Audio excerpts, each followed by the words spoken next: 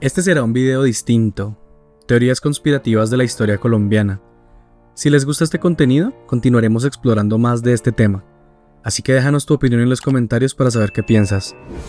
En esta primera entrega, exploraremos las intrigantes teorías sobre el asesinato de Jorge Eliezer Gaitán, un influyente político colombiano conocido por su carisma y posturas populistas. Líder del Partido Liberal, defendió los derechos de los trabajadores y los marginados. Su muerte, en 1948, desencadenó el periodo conocido como la violencia en Colombia, teniendo un impacto significativo en el país. Su muerte sigue siendo objeto de controversia y versiones descabelladas, ¿o no? ¿Por qué lo asesinaron? ¿Quiénes fueron responsables del crimen? Te traemos a colación 5 teorías sobre el motivo de su asesinato. Queremos dejar claro que nos dedicaremos a analizar hechos históricos sin tener ninguna postura política.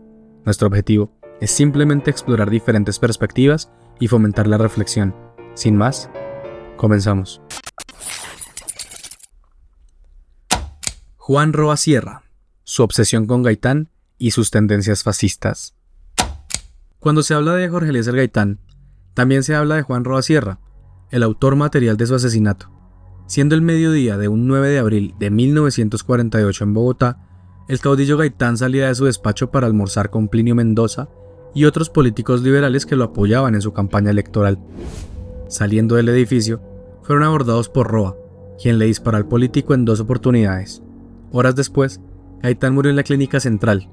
A Roa lo persiguieron y lincharon en una droguería ese mismo día, dando inicio a una revuelta popular que se extendió por todo el país.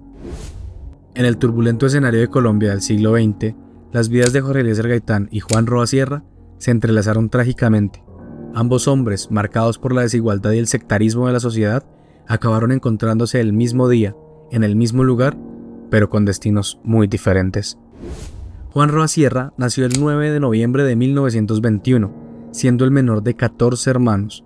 Su infancia estuvo marcada por la tragedia, con la muerte de su padre cuando era niño, y la pérdida de 6 de sus hermanos en circunstancias desconocidas.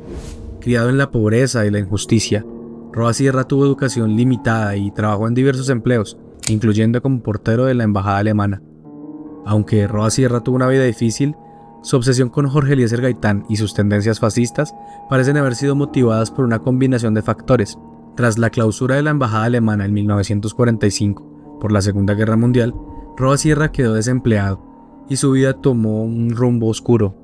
Se cree que desarrolló una obsesión con Gaitán, llegando a creerse la reencarnación de Francisco de Paula Santander y mostrando interés en la simbología así, tanto que se mandó a hacer un anillo con una calavera tallada en él, como los que usaban los altos rangos de la SS. Su comportamiento errático y sus creencias delirantes sugieren que podría haber sufrido de esquizofrenia paranoide, una enfermedad que se caracteriza por delirios de persecución y grandeza, por lo que se teoriza que Roa endiosó a Gaitán, pero al saber que era una persona del común y descubrir su humanidad, se sintió traicionado y decepcionado, por lo que esta decepción mezclada con su esquizofrenia y tendencias claramente fascistas fue un cóctel explosivo que acabó con la muerte del caudillo a manos de él. Después del linchamiento, los ciudadanos llenos de furia exhibieron su cadáver en vía pública y en un ataúd, dando inicio a una de las épocas más oscuras del país.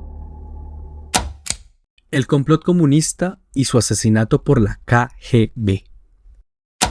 En la década de 1940, Colombia estaba inmersa en tensiones políticas profundas entre los partidos conservador y liberal.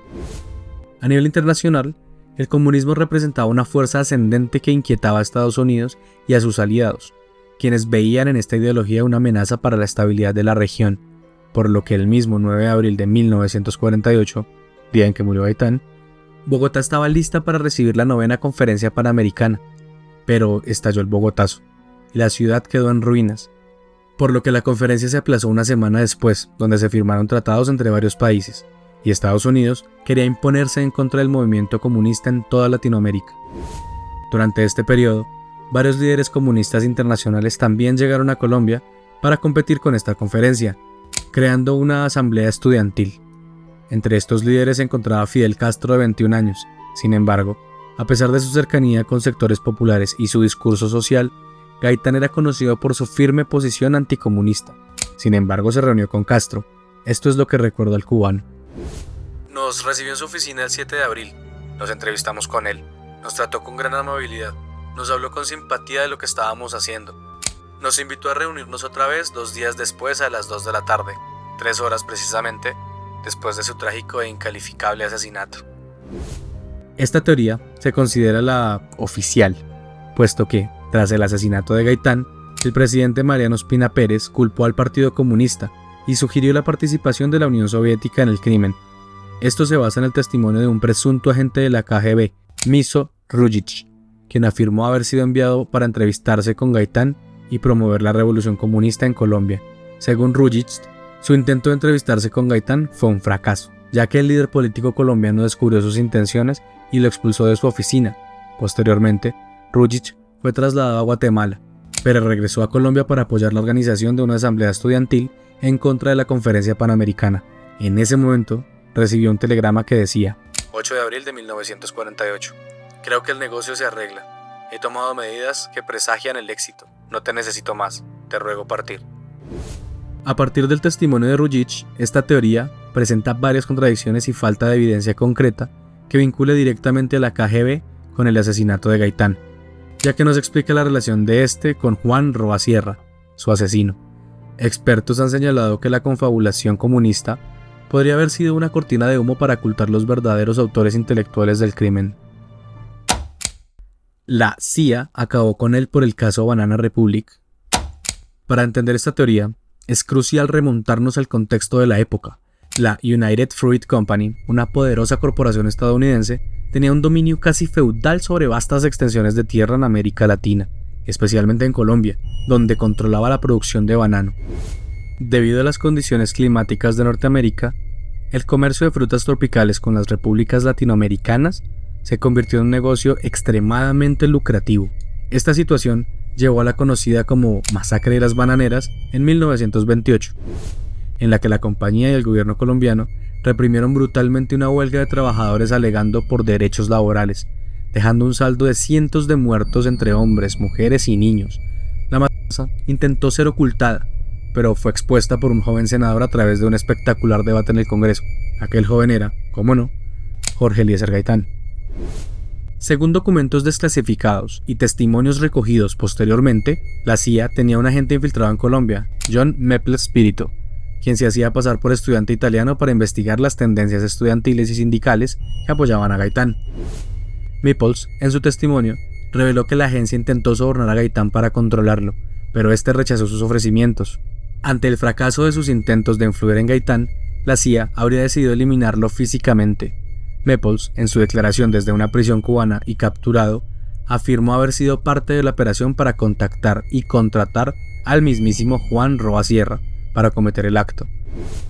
Cosa que coincide con lo que dijo Roa Sierra a sus amigos como excusa para obtener el revólver que mató a Gaitán. Unos extranjeros me propusieron un viaje a los llanos. Son exploradores, van a explorar una mina de oro. Seré contratado como ayudante y es posible que enfrente fieras e indios salvajes. ¿Eran estos extranjeros agentes de la CIA? ¿Pensaba Roa utilizar la coartada de la mina de oro para regresar después de un tiempo con una gran cantidad de dinero? A pesar de los testimonios y documentos desclasificados, la participación directa de la CIA en el asesinato de Gaitán no ha sido comprobada de manera concluyente.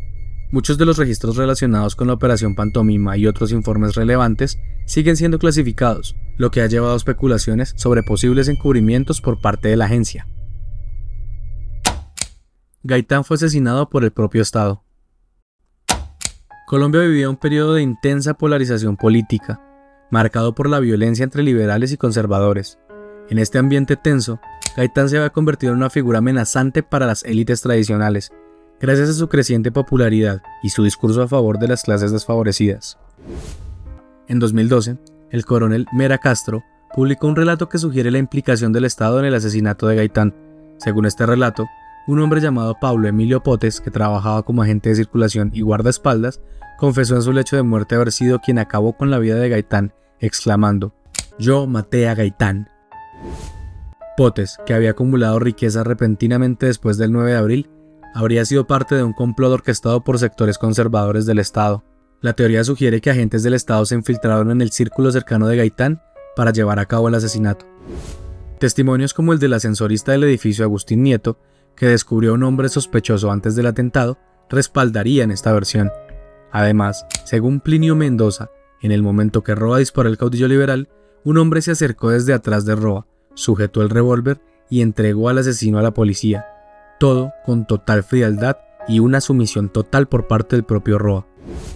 Lo que sabe es que Gaitán representaba una amenaza para el sistema establecido, ya que su discurso populista y su cantidad de movilización de masas lo convertían en un peligro para las élites políticas y económicas del país, y dicen que el Estado, a través de grupos como los chulavitas, habrían visto en Gaitán un obstáculo para sus intereses. Pero a pesar de los testimonios y las evidencias circunstanciales, la participación directa del Estado colombiano en el asesinato de Gaitán no ha sido probada de manera concluyente. Muchos detalles de la historia siguen siendo objetos de especulación y debate entre los historiadores. Gaitán fue traicionado por los liberales. Gaitán, conocido por su defensa de las clases populares y su discurso antioligárquico, se enfrentaba no solo a la oposición conservadora, sino también a los líderes tradicionales de su propio partido liberal. Su ascenso al poder y su capacidad de movilizar a las masas lo convirtieron en una figura polarizadora dentro de la política colombiana. En la década de los 40, el Partido Liberal se dividió en dos vertientes para las elecciones presidenciales: la oficialista, liderada por Gabriel Turbay y apoyada por los dirigentes tradicionales del partido, y la gaitanista, respaldada por sectores populares y de izquierda. Esta división interna facilitó la victoria del conservador Mariano Ospina Pérez en las elecciones de 1946, a pesar de que la mayoría de los votos fueron liberales. Ante la crisis interna y el descrédito de los líderes tradicionales, Gaitán fue proclamado el jefe único del Partido Liberal en 1947. Sin embargo, esta decisión generó tensiones dentro del partido, especialmente entre los seguidores de Gaitán y los seguidores de los líderes tradicionales, como Alfonso López Pumarejo y su hijo, Alfonso López Miquelsen. Uno de los aspectos más intrigantes de esta teoría es la presencia de Plinio Mendoza Neira, representante de los intereses de Alfonso López en el momento del asesinato de Gaitán. Testimonios sugieren que Mendoza llevaba tomado del brazo a Gaitán en el momento del crimen, como si quisiera separarlo del grupo para hacerlo visible entre la muchedumbre. Pero la prueba madre parece estar en la versión de la hija del mártir, Gloria Gaitán Jaramillo, que habría recibido un extraño testimonio mientras se recuperaba de una cirugía. En mi convalecencia posoperatoria, un médico me preguntó si yo sabía cuál era el papel que había cumplido Mendoza Neira en el asesinato de mi papá. Me dijo que sus primas hermanas eran muy amigas de la hija de un médico que trataba a Plinio Mendoza Neira, y que por esta razón fueron a su casa en la tarde del 9 de abril, pensando que encontraría muy triste a la familia Mendoza, como lo estaba la de ellas, pero que para su sorpresa encontraron la casa en fiesta. En un salón cuya puerta estaba medio abierta, un numeroso grupo de señores tomaban whisky y brindaban por el asesinato de Gaitán.